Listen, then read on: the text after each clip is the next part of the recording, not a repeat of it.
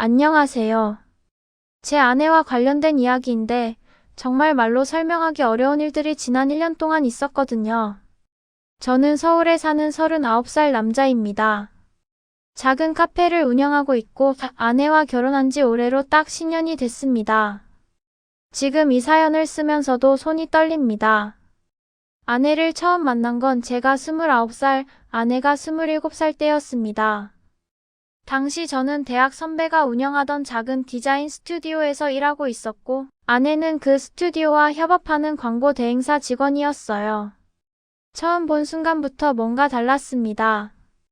아내는 조용했지만 일할 때만큼은 정확하고 빠르게 처리하는 스타일이었고, 회의 때도 불필요한 말을 하지 않았어요. 그런데 가끔 혼자 있을 때 보면 표정이 너무 슬퍼 보였습니다. 마치 뭔가 무거운 짐을 계속 짊어지고 있는 것 같은 느낌이었어요. 몇 달 동안 일로 자주 마주치다 보니 자연스럽게 밥도 같이 먹게 됐고, 어느 날 술 한잔하면서 아내가 처음으로 자기 이야기를 꺼냈습니다. 저희 엄마는 제가 6살 때 집을 나가셨어요. 그냥 어느 날 아침에 일어났는데 없더라고요. 아빠가 울면서 엄마는 안 온다고 했던 게 기억나요. 그 말을 할 때 아내의 목소리는 떨리지 않았습니다. 너무 오래 반복해서 말해온 것처럼 감정 없이 담담하게 말하더라고요. 그게 더 가슴 아팠습니다. 저는 그때부터 아내를 지켜주고 싶다는 생각을 했어요. 제가 뭔가 특별히 대단한 사람은 아니지만 적어도 이 사람 곁에서는 안전하다는 걸 느끼게 해주고 싶었습니다. 그래서 1년 뒤에 프러포즈했고 아내는 울면서 좋다고 했어요. 결혼식은 작게 했습니다. 아내 측 하객은 아버지와 친구 몇 명뿐이었어요. 장인어른도 과묵한 분이셨는데 식이 끝나고 제 손을 꼭 잡으시면서 우리 딸 잘 부탁합니다 라고 하시던 눈빛을 잊을 수가 없습니다.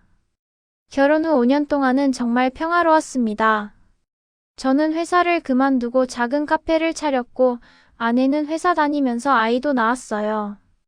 첫째 아들이 태어났을 때 아내가 아이를 안고 우는 모습을 보면서 저도 울었습니다. 이 아이는 절대 버려지는 느낌을 받지 않게 할 거야 라고 아내가 말했고 저는 당연하지 우리가 지켜줄 거야 라고 대답했어요. 그렇게 아들은 올해 8살이 됐고 저희는 평범하지만 행복한 가정을 꾸려가고 있었습니다. 그런데 작년 봄 모든 게 시작됐어요. 어느 날 저녁 아내가 퇴근하고 와서는 표정이 이상했습니다.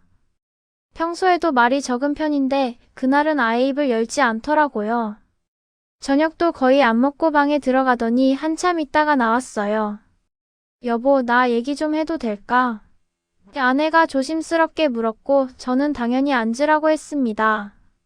그때 아내가 핸드폰을 꺼내서 보여준 게 카카오톡 메시지였어요. 수진아, 엄마야.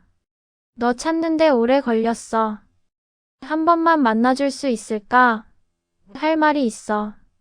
그 메시지를 보는 순간 제 심장이 내려앉았습니다. 아내는 33년 동안 단 한 번도 친엄마와 연락한 적이 없었거든요.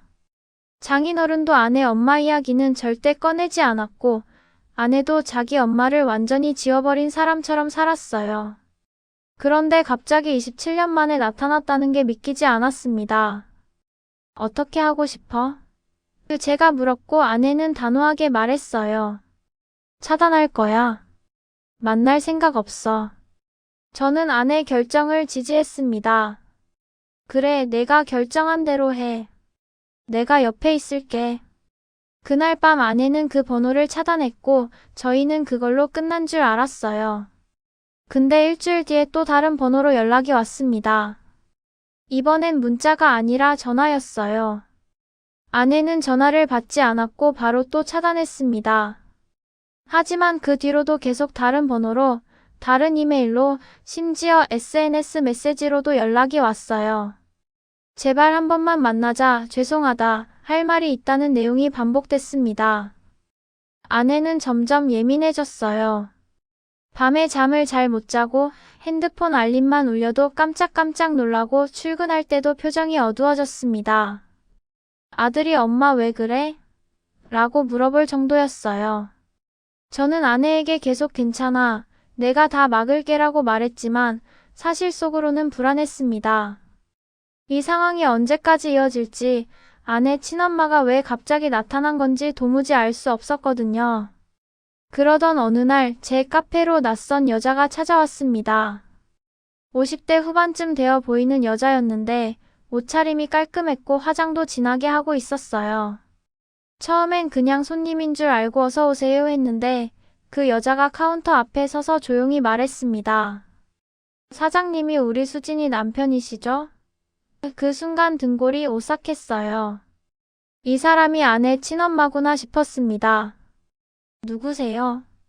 제가 최대한 차갑게 물었고 그 여자는 약간 미소를 지으며 말했어요. 저 수진이 엄마예요. 이렇게라도 찾아올 수밖에 없어서요. 수진이가 연락을 안 받아서 제 안에서 화가 치밀어 올랐지만 손님들이 있어서 참았습니다. 저희 아내는 만날 생각 없다고 했습니다. 다시는 오시지 마세요. 그렇게 말하고 다른 손님 주문을 받으려고 했는데 그 여자가 카운터에 명함 하나를 놓고 갔어요. 혹시 마음 바뀌시면 연락 주세요. 제발요. 그날 저녁에 아내한테 말해야 하나 고민했습니다. 말하면 아내가 더 힘들어할 것 같았고 안 말하면 나중에 더 큰 문제가 될 것 같았어요. 결국 말했습니다. 여보, 오늘 카페에 누가 왔었어? 아내 얼굴이 창백해졌어요. 설마 엄마? 제가 고개를 끄덕이자 아내는 한동안 말이 없다가 화를 냈습니다. 왜 찾아와? 왜 이제 와서 나타나는 거야? 27년 동안 어디서 뭐 했는데? 아내가 그렇게 목소리를 높이는 건 처음 봤어요. 저는 아내를 안아주면서 괜찮아, 내가 다 막을게. 다시 안 오게 할게라고 말했습니다. 그런데 문제는 그 뒤로도 아내 친엄마가 계속 제 카페에 왔다는 거예요. 일주일에 한두 번씩 항상 손님이 적은 시간대를 골라서 와서는 커피 한 잔 시키고 1시간씩 앉아 있었습니다. 말을 걸지는 않았어요. 그냥 앉아서 저를 바라보거나 가끔 수진이 잘 지내나요? 라고만 물었습니다.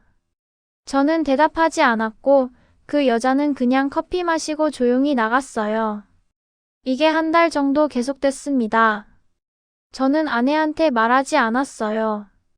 말하면 아내가 더 힘들어할 게 뻔했고 사실 저도 어떻게 해야 할지 몰랐습니다. 그냥 무시하면 언젠가 포기하고 안 올 거라고 생각했거든요. 하지만 그게 제 첫 번째 실수였습니다. 2달쯤 지났을 때 아내가 둘째를 가졌다는 걸 알게 됐어요. 기쁜 소식이었지만 타이밍이 안 좋았습니다. 그때 카페 매출이 많이 떨어지고 있었거든요. 코로나 이후로 경기가 안 좋아지면서 동네 카페들이 하나씩 문을 닫고 있었고 저희 카페도 월세 내기가 빠듯해졌어요. 게다가 아내가 입덧이 심해서 회사도 자주 쉬게 됐고 그러다 보니 수입이 줄어들었습니다. 저는 아내한테 걱정 끼치기 싫어서 괜찮은 척했지만 속으로는 압박이 심했어요. 그러던 어느 날 아내 친엄마가 또 카페에 왔습니다. 이번엔 커피를 시키고 자리에 앉더니 저를 부르더라고요. 사장님, 잠깐만 얘기 좀 할 수 있을까요? 저는 바쁘다고 하려다가 그냥 한번 확실하게 정리하자는 생각이 들었어요. 그래서 그 여자 앞에 앉았습니다. 뭐하러 자꾸 오세요? 제 아내는 당신 만날 생각 없다고 했잖아요. 그때 그 여자가 한숨을 쉬면서 말했어요. 저도 알아요. 수진이가 저를 얼마나 미워하는지. 당연한 거죠. 제가 나쁜 엄마였으니까요. 그러면서 자기 이야기를 시작했습니다. 자기가 왜 집을 나갔는지, 그동안 어떻게 살았는지, 왜 이제야 나타났는지. 저는 듣고 싶지 않았지만 어쩔 수 없이 들었어요. 저는 당시에 너무 어렸어요. 24살에 수진이를 낳았고 애 아빠는 일만 하고 저한테는 관심도 없었어요. 저는 육아 우울증이 심했고 그때 다른 남자를 만났어요. 그 말을 듣는 순간 화가 났습니다. 그래서 6살짜리 딸을 버리고 나간 거예요. 그게 이유가 돼요. 제가 목소리를 높이자 그 여자는 고개를 숙였어요. 아니요, 이유가 안 되죠. 저도 알아요.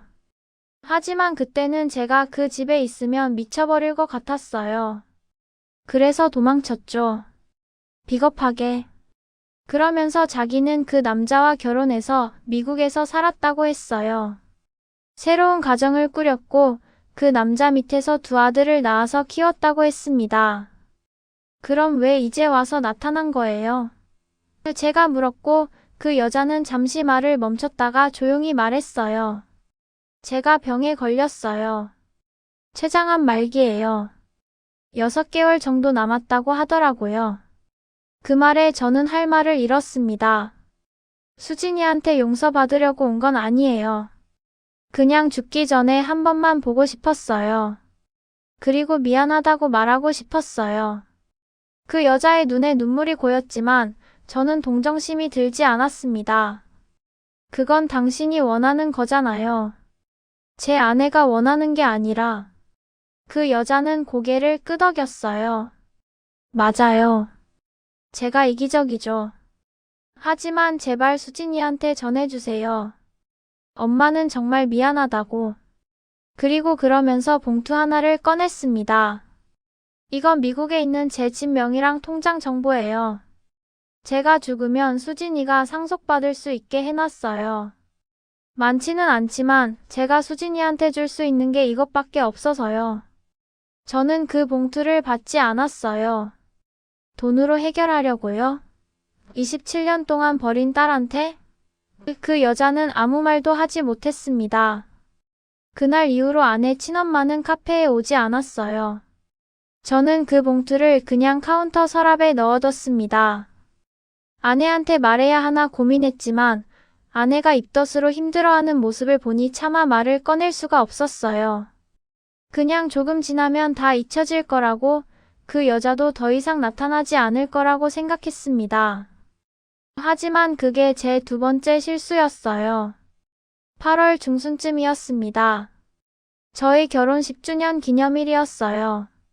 아내가 점심시간에 갑자기 카페로 온다고 연락했습니다.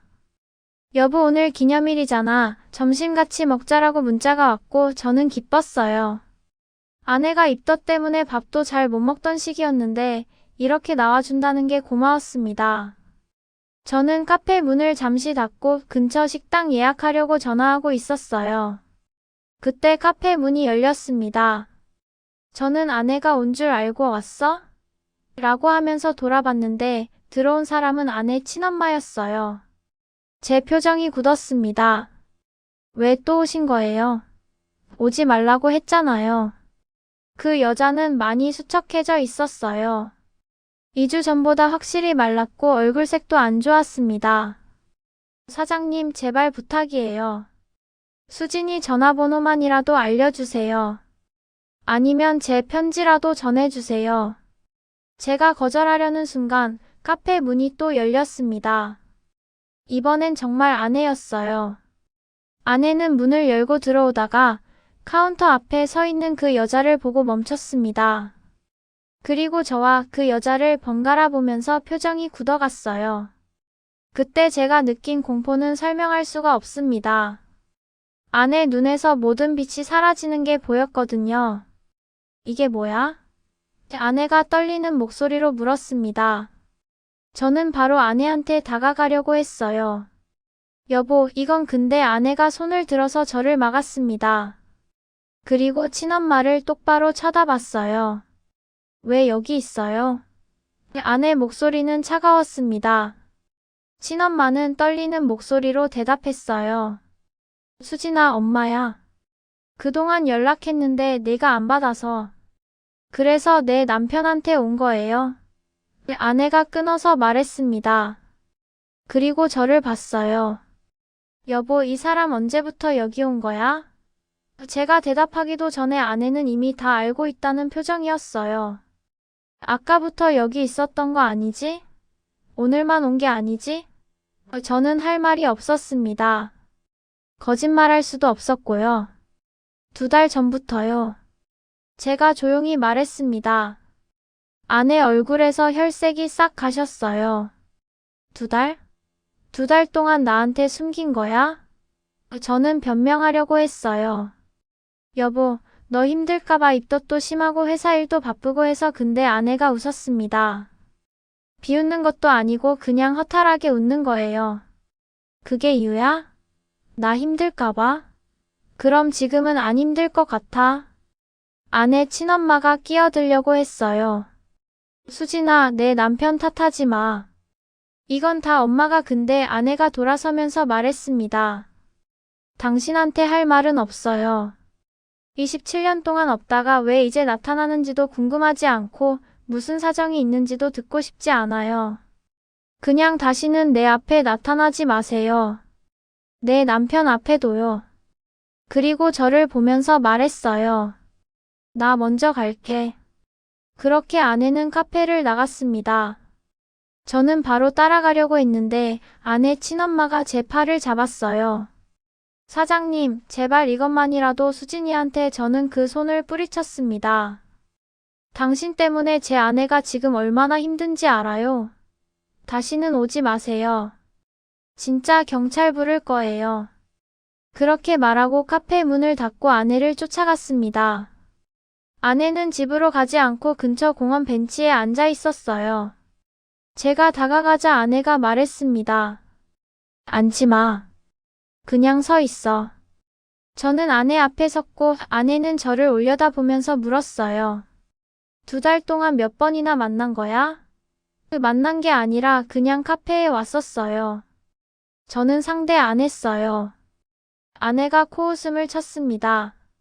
상대 안 했으면서 왜 나한테 말 안 한 거야? 상대 안 한 거면 나한테 말할 수 있었잖아. 저는 할 말이 없었어요. 미안해. 내가 잘못했어. 아내가 고개를 저었습니다. 미안하다고 하지 마. 지금 당장은 그 말 듣기 싫어. 그리고 한참을 말없이 앉아있다가 일어났어요. 나 오늘 집 안 갈 거야. 아빠 집에 갈게. 아들은 당신이 데리러 가. 제가 붙잡으려고 했지만 아내는 제 손을 뿌리쳤습니다.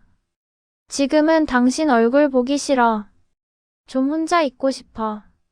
그날 저는 아들을 데리러 가서 집에 돌아왔지만 밤새 한숨도 못 잤어요. 아내한테 전화하고 문자 보냈지만 답이 없었습니다. 다음날 아침에 장인어른한테서 전화가 왔어요. 자네 지금 뭐 하는 거야? 장인어른 목소리가 차가웠습니다. 아내가 다 얘기한 모양이었어요. 죄송합니다. 제가 잘못했습니다.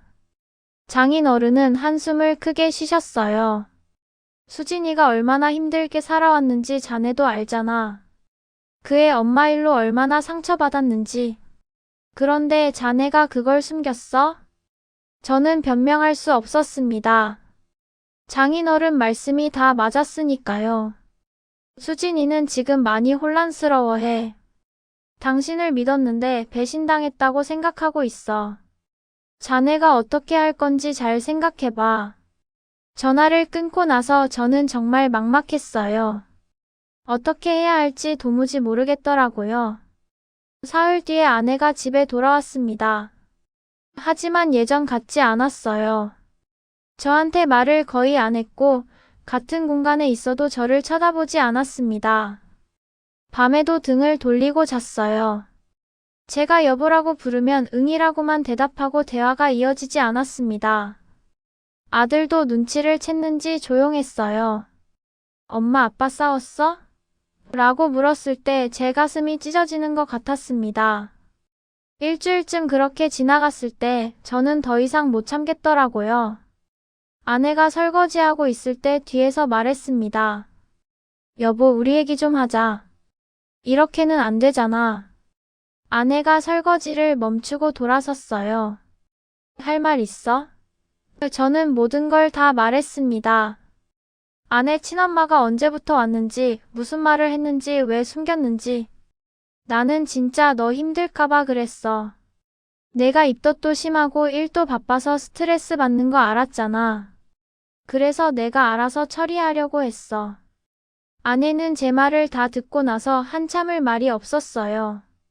그러다가 조용히 말했습니다. 당신이 나 힘들까봐 그랬다는 건 이해해. 근데 나는 그게 더 싫어. 당신이 나한테 말 안 하고 혼자 결정한 게. 그 말에 저는 할 말이 없었어요. 우리 10년 동안 같이 살았잖아. 10년이야. 그동안 나는 당신한테 모든 걸 다 말했어. 힘든 것도 슬픈 것도 화나는 것도. 근데 당신은 나한테 말 안 했어. 2달 동안. 아내 목소리가 떨렸습니다. 내가 제일 싫어하는 게 뭔지 알아? 혼자 남겨지는 거야. 엄마가 나 버리고 갔을 때부터 나는 항상 두려웠어. 언젠가 또 누가 나를 버릴까 봐. 그래서 당신한테만큼은 모든 걸 다 보여줬어. 약한 모습도 무서운 모습도. 근데 당신은 나한테 숨겼잖아. 나 혼자 두고. 그 말을 듣는 순간 제가 얼마나 큰 실수를 했는지 깨달았습니다. 미안해, 여보. 진짜 미안해.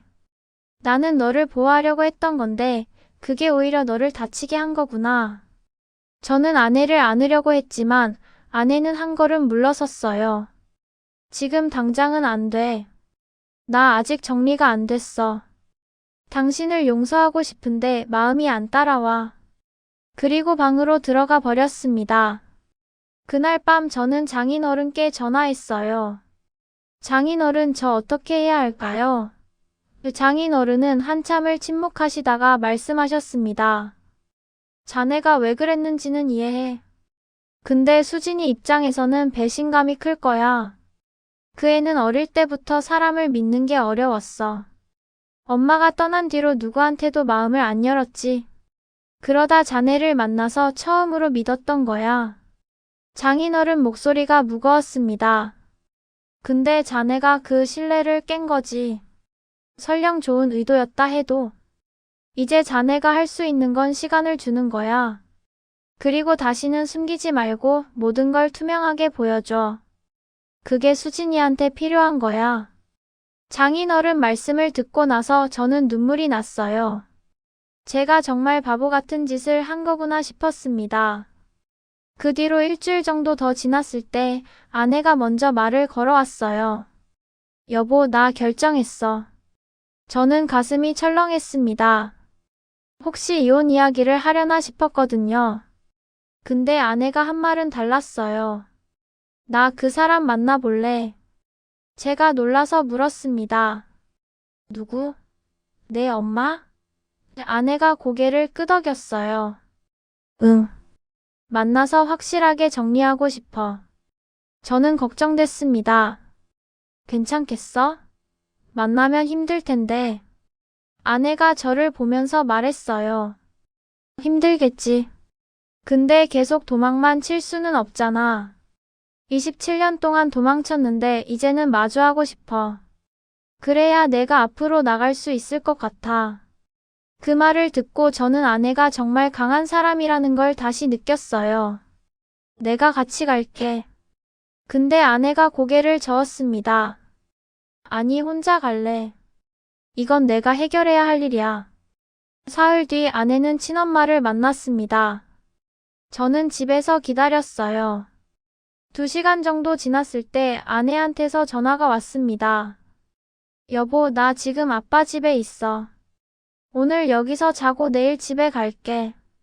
목소리가 많이 지쳐 있었어요. 괜찮아? 제가 물었고 아내는 잠시 침묵하다가 말했어요.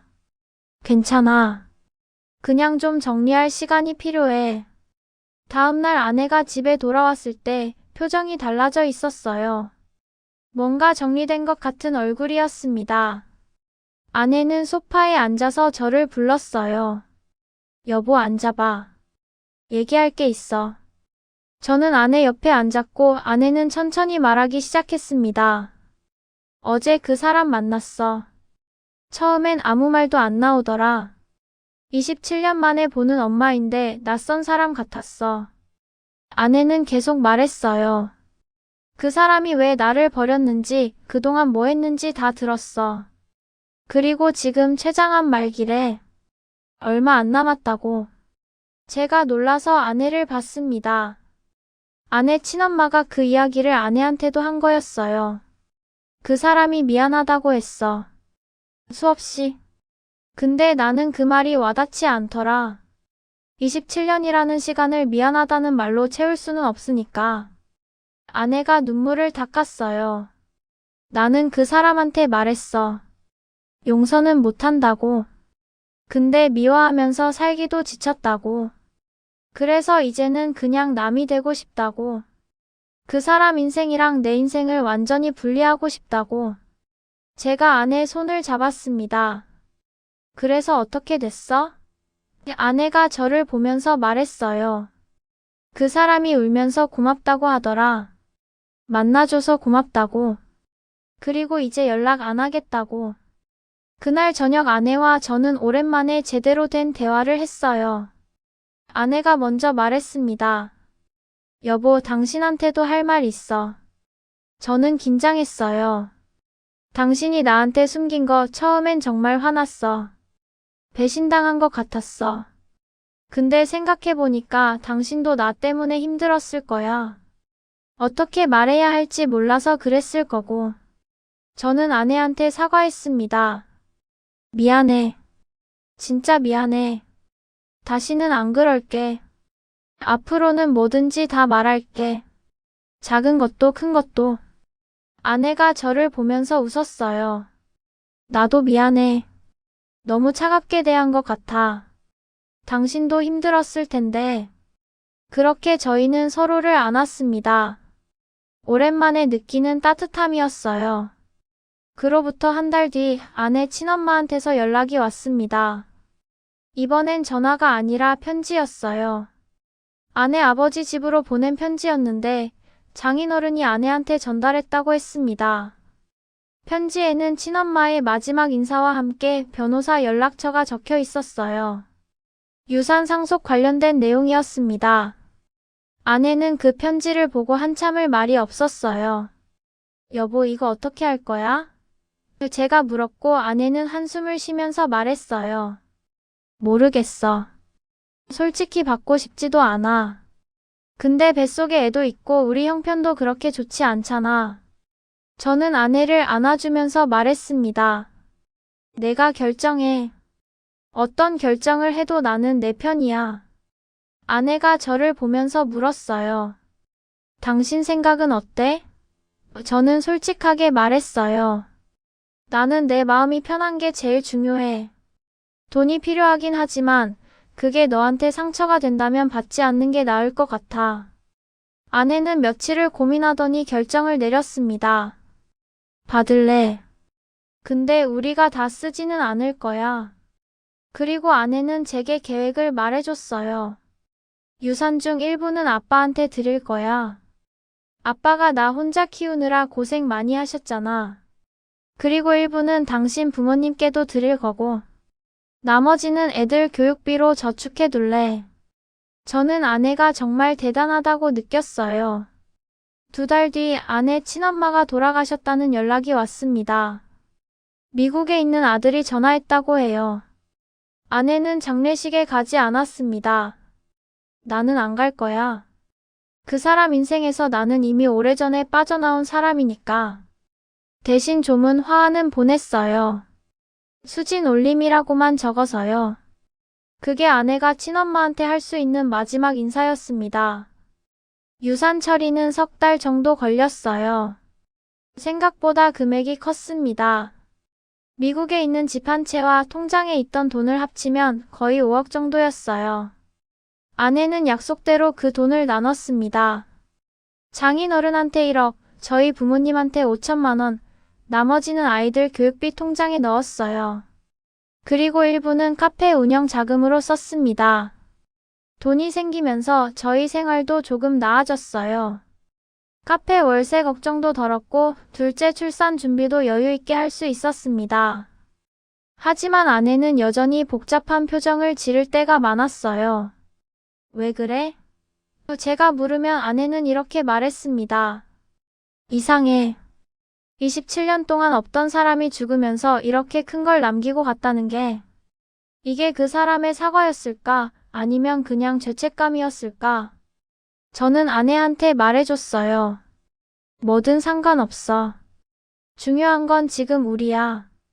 그 사람이 떠난 흔적을 우리가 어떻게 사용하느냐가 중요한 거지. 아내가 웃으면서 고개를 끄덕였어요. 맞아. 당신 말이 맞아. 11월에 둘째가 태어났습니다. 딸이었어요. 아내는 딸을 안고 울었습니다. 이 애는 행복하게 키울 거야. 절대 버려지는 느낌 안 들게. 저도 울면서 약속했어요. 당연하지. 우리가 지켜줄 거야. 첫째 아들도 동생을 보고 좋아했어요. 아빠, 나 이제 오빠야. 그렇게 우리 가족은 넷이 됐습니다.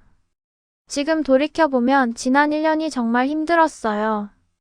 아내 친엄마가 나타나면서 저희 부부는 최악의 위기를 겪었고 서로에 대한 신뢰가 무너질 뻔했습니다. 하지만 그 과정을 겪으면서 저희는 더 단단해진 것 같아요. 아내는 27년 동안 피하던 과거를 직면했고 저는 아내를 진정으로 이해하는 법을 배웠습니다. 가끔 아내가 말해요. 여보, 그때 당신이 나한테 숨긴 거 사실 이해해. 나도 당신 입장이었으면 그랬을지도 몰라. 그럴 때마다 저는 고개를 저어요. 아니야. 나는 틀렸어. 다시는 안 그럴 거야. 그러면 아내가 웃으면서 말해요. 알아. 근데 그 일로 우리가 더 가까워진 것 같아. 요즘 아내는 많이 밝아졌어요. 예전처럼 조용하긴 하지만 표정이 편안합니다. 가끔 아이들 보면서 행복하다고 말해요. 나는 엄마한테 못 받은 사랑을 우리 애들한테 주고 싶어. 그럴 때마다 저는 아내가 정말 훌륭한 엄마라고 생각합니다. 친엄마가 남긴 유산은 저희한테 복잡한 의미로 남아있어요. 어떤 날은 고맙다고 생각하고 어떤 날은 씁쓸합니다. 하지만 아내 말대로 그건 과거의 일이고 중요한 건 지금입니다. 우리가 그 돈을 어떻게 쓰느냐, 우리 아이들을 어떻게 키우느냐가 더 중요한 거죠. 카페도 요즘 잘 되고 있어요. 단골 손님들도 늘었고 매출도 안정적입니다. 아내는 육아휴직 중이지만 가끔 카페에 와서 저를 도와줘요. 그럴 때 손님들이 사장님 부부 사이 좋으시네요 라고 말하면 저희는 서로 보면서 웃습니다. 사이가 좋은 게 아니라 힘들게 여기까지 온 거라고는 말 안 해요. 지난주에 아내가 갑자기 말했어요. 여보, 나 상담 받아볼까 해. 제가 놀라서 물었습니다. 무슨 상담? 아내가 말했어요.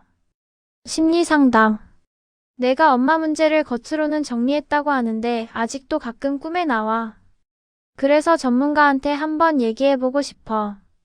저는 좋은 생각이라고 했어요. 그래, 해봐. 내가 아이들 볼게. 아내는 지금 매주 한 번씩 상담을 받고 있어요. 상담 받고 오면 표정이 한결 가벼워 보입니다. 어땠어? 제가 물으면 아내는 이렇게 말해요. 좋아. 내가 느끼는 감정들이 다 정상이래. 그리고 내가 잘 견뎌왔다고 하더라. 그 말을 들으면 저도 뿌듯해요. 요즘 저는 아내한테 자주 말합니다. 사랑해. 그리고 고마워. 아내가 웃으면서 물어요. 뭐가 고마운데? 저는 진지하게 대답해요. 나를 다시 믿어줘서. 그리고 우리 가족 지켜줘서. 아내는 저를 안으면서 말해요. 나도 사랑해. 그리고 나도 고마워. 내 곁에 있어줘서. 지금 생각해보면 아내 친엄마가 나타난 게 우연이었을까요? 아니면 어쩌면 필연이었을까요? 모르겠어요. 하지만 그 일을 겪으면서 저희 부부는 서로를 더 깊이 이해하게 됐고 더 솔직해졌습니다. 그리고 무엇보다 과거는 바꿀 수 없지만 현재와 미래는 우리가 만들어갈 수 있다는 걸 배웠어요. 아내는 이제 친엄마 이야기를 가끔 꺼냅니다. 예전에는 절대 안 했던 건데요. 그 사람도 나름 힘들었겠지. 24살에 애를 낳았으면 얼마나 무서웠을까. 그렇게 말할 때마다 저는 아내가 정말 성장했다고 느껴요. 미워하는 것도 힘들지만 이해하려고 노력하는 건 더 힘든 일이니까요. 물론 아내가 친엄마를 완전히 용서한 건 아닙니다. 아마 평생 가도 용서는 못할 거예요. 하지만 이제는 그 사람을 생각해도 가슴이 덜 아프다고 해요. 미워하면서 사는 것보다 그냥 무감각한 게 나아. 내 인생에서 그 사람이 차지하는 비중을 최소화하는 거지. 아내다운 말이었어요. 첫째 아들이 가끔 물어봐요. 아빠, 할머니는 왜 한 분밖에 안 계셔? 아내 친엄마 얘기를 하는 건데 저희는 아직 아들한테 설명하지 않았어요. 너무 어리니까요. 나중에 크면 얘기해 줄게라고 하면 아들은 고개를 끄덕여요. 언젠가는 설명해야겠죠. 하지만 그때는 아들이 이해할 수 있을 만큼 충분히 자랐을 거예요. 둘째 딸은 지금 돌이 됐어요. 걸음마를 시작했고 엄마 아빠 같은 말도 합니다. 아내는 딸을 보면서 자주 울어요. 행복해서 우는 거래요. 이렇게 귀여운 애를 어떻게 버릴 수 있었을까? 나는 절대 이해 못해. 저도 같은 생각이에요. 하지만 이제는 그 이해 못하는 것을 억지로 이해하려고 하지 않아요. 그냥 받아들이는 거죠. 세상에는 이해할 수 없는 일들이 있다는 걸요. 카페에서 일하다 보면 가끔 어린 자녀를 데리고 오는 엄마들을 봐요. 힘들어 보이는 엄마들도 많아요. 아이가 울면 당황하고 주문하면서도 정신없고 그래도 아이를 다독이면서 웃는 모습을 보면 저는 존경스러워요. 육아가 얼마나 힘든지 이제 알거든요. 그래서 그런 손님들한테는 서비스로 디저트를 하나 더 드려요. 힘내세요 라는 말과 함께요. 아내한테 그 얘기를 했더니 아내가 웃으면서 말했어요. 당신 참 착해. 그래서 내가 당신이랑 결혼했나 봐. 저는 부끄러웠어요. 나 착하지 않아. 너한테 비밀도 숨겼잖아. 아내가 제 손을 잡으면서 말했어요. 그건 실수였어. 실수는 누구나 해. 중요한 건 그 실수를 인정하고 다시 안 하려고 노력하는 거지. 요즘 저희 부부는 매주 금요일 밤에 우리만의 시간을 가져요. 아이들을 장인어른 댁에 맡기고 둘이서 저녁을 먹거나 영화를 보거나 그냥 산책을 해요. 처음에는 어색했어요. 결혼 10년 차인데 데이트라니. 하지만 하다 보니 정말 좋더라고요. 부모로서, 사업자로서가 아니라 그냥 남편과 아내로서 서로를 마주할 수 있는 시간이니까요. 지난주 금요일에는 한강공원에 갔어요. 벤치에 앉아서 맥주 마시면서 이런저런 얘기를 했죠. 여보, 10년 뒤에는 우리 어떻게 지내고 있을까? 아내가 물었어요. 저는 잠시 생각하다가 말했어요. 글쎄, 애들은 크고 우리는 좀 늙어 있겠지. 근데 지금처럼 이렇게 나란히 앉아 있을 것 같아. 아내가 웃으면서 제 어깨에 기댔어요. 나도 그렇게 됐으면 좋겠어. 사실 제가 이 사연을 쓰기로 한 건 아내 권유 때문이에요. 여보, 당신 요즘 뭔가 정리 안 된 표정이야. 한번 글로 써보는 게 어때? 아내가 말했고 저는 좋은 생각이라고 했어요. 그래서 지난 며칠 동안 틈틈이 이 글을 썼습니다. 쓰면서 많이 울었어요. 아내한테 미안한 마음도 들었고 우리가 이렇게까지 힘든 시간을 견뎌냈다는 게 대견하기도 했어요. 글을 다 쓰고 나니까 마음이 한결 가벼워졌어요. 그리고 깨달은 게 있어요. 가족이라는 건 그냥 주어지는 게 아니라 만들어가는 거라는 것을요. 저희 부부는 지난 1년 동안 무너질 뻔했지만 서로를 붙잡고 다시 일어섰어요. 그 과정이 고통스러웠지만 덕분에 더 단단해졌습니다. 혹시 이 글을 읽는 분들 중에 비슷한 상황에 있는 분이 계실까요? 배우자한테 숨긴 비밀이 있거나 과거의 상처 때문에 힘들어하거나 가족관계로 고민하는 분들요. 제가 드릴 수 있는 조언은 하나예요. 솔직해지세요. 상대방을 보호하려고 비밀을 만들지 마세요. 그게 오히려 더 큰 상처가 됩니다. 그리고 과거는 바꿀 수 없지만 지금부터 어떻게 살아갈지는 선택할 수 있어요. 아내는 친엄마를 용서하지는 않았지만 미워하는 것을 그만뒀어요. 그게 아내가 선택한 방법이었고 그 선택 덕분에 아내는 자유로워졌어요. 용서가 정답은 아닐 수 있어요. 하지만 그 상처에서 벗어나는 건 필요해요. 각자의 방법으로요. 지금 저희 가족은 행복합니다. 완벽하지는 않아요. 가끔 아내는 여전히 어두운 표를 지를 때가 있고, 저도 가끔 불안할 때가 있어요. 하지만 우리는 서로를 의지하고 아이들을 사랑하면서 하루하루를 살아가고 있어요. 그게 저희한테는 충분합니다. 마지막으로 하고 싶은 말이 있어요. 저희 부부가 이 위기를 극복할 수 있었던 건 서로를 포기하지 않았기 때문이에요. 힘들었지만 끝까지 대화했고 아팠지만 함께 견뎠어요. 혹시 지금 관계가 힘드신 분들이 계시다면 포기하기 전에 한 번만 더 대화해보세요. 진심으로요. 그리고 과거에 상처받은 일이 있다면 그 상처를 혼자 안고 가지 마세요. 믿을 수 있는 사람한테 얘기하세요. 전문가의 도움을 받는 것도 좋아요. 아내처럼요. 상처는 드러내야 치유가 시작됩니다. 저는 이제 카페를 정리하고 집에 가야 해요. 아내가 저녁 준비한다고 했거든요. 오늘은 제가 좋아하는 김치찌개래요. 아들은 유치원에서 돌아왔을 거고 딸은 낮잠에서 깼을 거예요. 평범한 하루의 끝이지만 저한테는 이런 평범함이 가장 소중합니다. 제 이야기를 들어주셔서 감사합니다.